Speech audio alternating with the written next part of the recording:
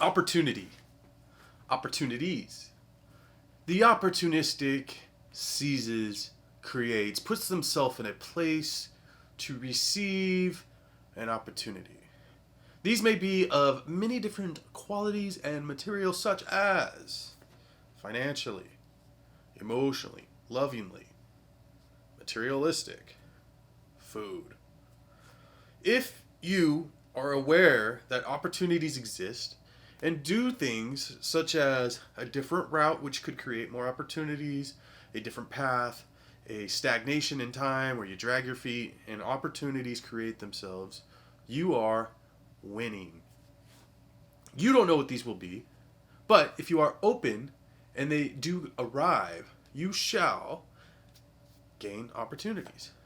It's a weird concept. You don't hear anybody talk about it. They talk about, oh, you got opportunity, the opportunity to be amazing or whatever. But think about your path, where you're going, right? You could be in a car, you could be on your feet, you could be wherever.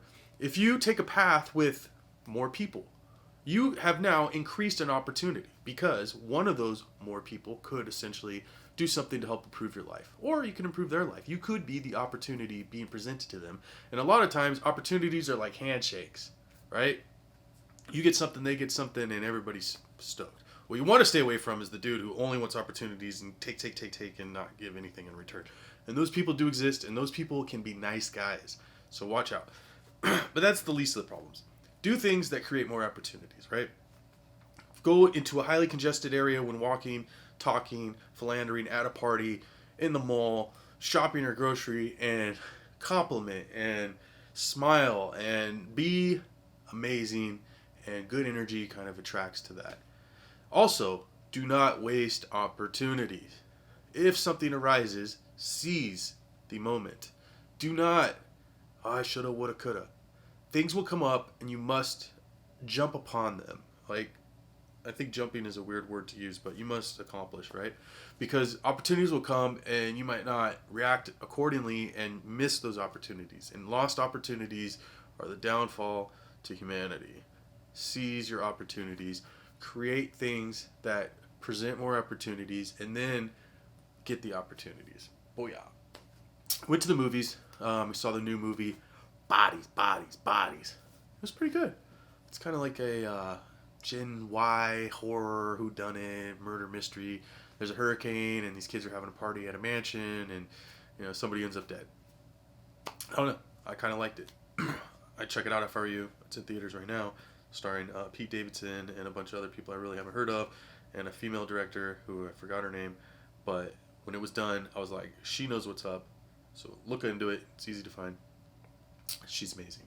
Also, I watched, which I never even heard of, but I have like a big pile of movies that I was interested in or have been interested in and have acquired and haven't watched. And so I'm trying to knock those out occasionally. And this is one that I thought looked kind of cool. It's called Restraining Order, starring Eric Roberts, who you don't know, but you know, right? Like, I don't know. Like, once you see him in the movie, you're like, oh, dude, I totally know this. And it's a vicious killer, a brilliant lawyer in a case with no rules. And it's kind of crazy, dude. So this dude's like a super lawyer in LA, and that's what's fun about it. It's filmed in like late '99, and the dude's like, Johnny Cochran type guy, right? He's just killing all the, he's representing some murder case for a mafioso, gets him off, says to the judge, hey, I need you to not have a restraining order. And then this fool witnesses a murder, then he kills his friend, and then they can't follow him because he got him a restraining order. And that's this. And it doesn't even have that many reviews on Letterboxd or anything. This is a full frame one, so, it's not the best. I mean, it's cool. It's not. And we like widescreen, but whatever. You get what you get, right? You can't even tell that it's full frame by looking at this or reading it or nothing, right? But it's fun. It's got like one big scene of, special effects stunt work, and it's just, whatever, kind of cheesy, but whatever, it's cool. But it's a good story, good plot, a bunch of like intersecting plots kind of going on. I'd check it out if I were you. Eric Roberts starring in Restraining Order. And I watched this movie, The Debt. And this was another one in one of my piles. This is directed by John Madden, who I don't know off the top of my head, but I know he's done a lot of stuff I've seen. And it's kind of like a spy thriller. Interesting, like, there's some doctor that had done like really bad dismemberment surgeries or something during World War II, and they're trying to seek justice and get him in charge in Israel, and he's in Berlin, and it's kind of cool. There's like gripping, smart, and unforgettable. A must see. It's good.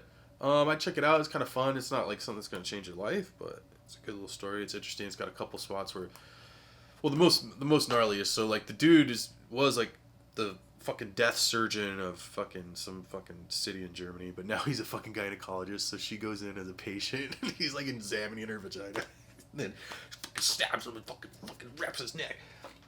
I don't know. Kind of a good idea for a movie.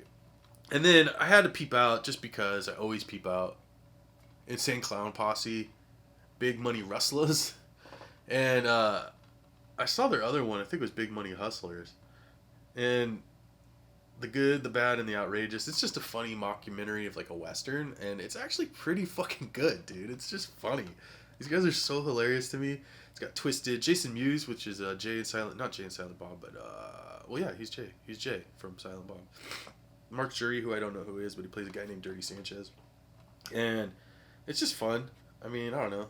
It's kind of cool. Like, I always try to keep up on like these hip hop movies and stuff, and yeah, they did it pretty well. I don't know. It's got Bridget the Porno Midget, Ron Jeremy's in it. Fucking, there's actually there's a fucking ton of like heroes in it, dude. Let me see here. Dun, dun, dun.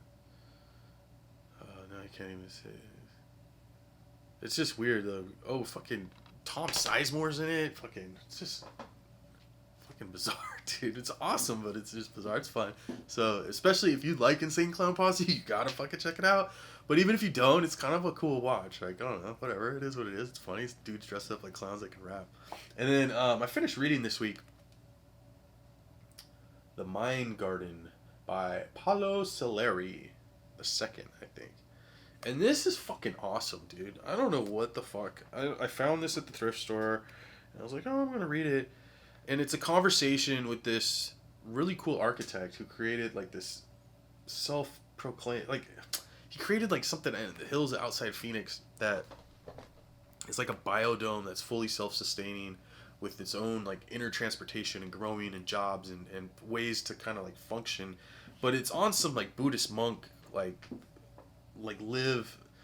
He bases his concept on arcology, neither on economic, social, or industrial considerations, but on a philosophical system. It's so all-embracing in its scope that it relates the archaeological city to the entire evolution of organic life. So it's just on some next fucking shit. And like, if I were to tell you, oh dude, I was reading a book about some fucking architect, you'd be like, what the fuck, dude? But he is like in that philosophical Buddhist mind of live with frugality. The world's just overpopulated. Consumerism sucks. And it just hits all those points. And I think he's dead now, but he's a big thinker, and big thinkers create great books. And he's on to something. I mean, I don't know if that thing's still there. It has like little diagrams of his architecture and stuff and like how he went about it. But he's on some like creating architecture to improve humanity type shit. And I don't know anybody, you never hear about that, you never really see it, like anybody doing that, and he's creating those opportunities and fighting the system, and the system is just that, consumerism, over expenditure and excess, and if you start to take away those things, like, yeah, that's probably how we're really supposed to live, but like you start presenting those ideas, and the big corporations come down like, no, bye.